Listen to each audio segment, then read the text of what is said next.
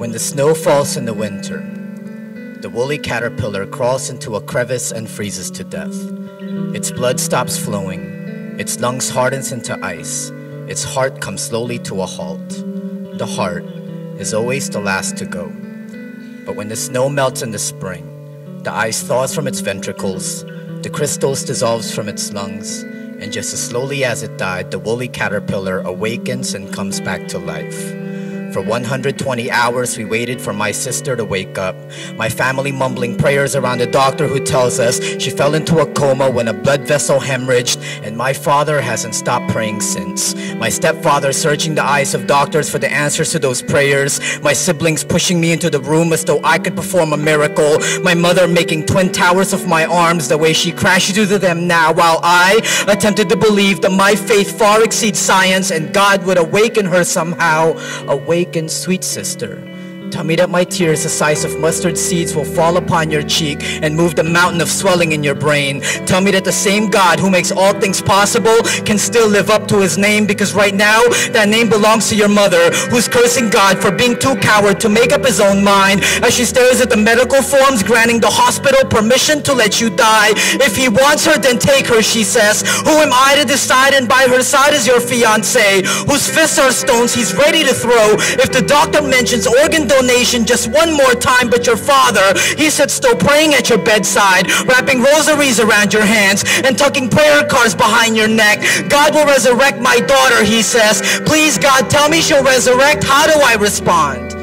How do I agree when the tubes of your IV intertwines around my throat, strangles my voice every time I plead? Awaken, sweet sister.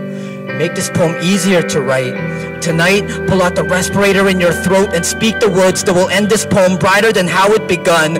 Remove the tubes and we'll blow kisses into your veins, that you may know where the true source of your life comes from, how it comes from your heart, how in this hurricane world you broke into tiny pieces, dropped them like care packages on our laps. You always had enough of it to give, which is why there are 200 people in the waiting room now, ready to give it back in case you need it to live. But on the 7th day, the doctor gave us the results of the last test my sister will ever take, and I swear I'm not built for earthquakes like that. My knees buckling like a bridge, my arms shaking too much to catch another one of my mother's crash landings. None of us was left standing. We were all falling through the cracks, falling until we hit the floor of her room that night. This is what rock bottom must look like. The nurse disconnecting her machines, our hands stretching to touch a part of her as we wailed, our tears dropping as fast as her heartbeat, our sanity vanishing with her breath. Faster it faded, my stepfather stroking her face. Faster it faded, my father presses her hand to his cheek. Faster it faded, we're still waiting on a miracle. Faster it faded, my face planted to my mother's belly. Mommy, this hurts. Faster it faded, and then it was finished. The monitors dropped to 0, and as her breath emptied and her heartbeat slowed, her fiancé removes the ring from her finger, ties it to his necklace, and says, how fitting. It was her heart that was the last to go. It was silent after that, silent as my mother reaches over to close her daughter's eyes. My stepfather releases a long-awaited sigh. My sibling straightens the creases in her blanket while my father unravels the rosary from her hands, takes the prayer cards from behind her neck and slips them into his pocket, places a kiss on her forehead, her chest, and both her shoulders. Put in a good word to God for us, he says.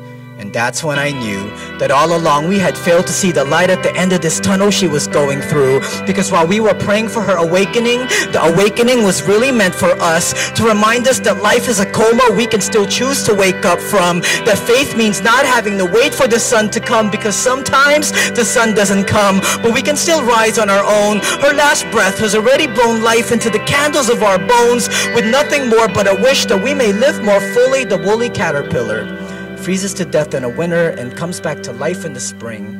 For 14 years, it goes through the same cycle of awakening, waiting until the final year when its work is complete, then spins itself into a cocoon to be reborn a moth and fly away for good.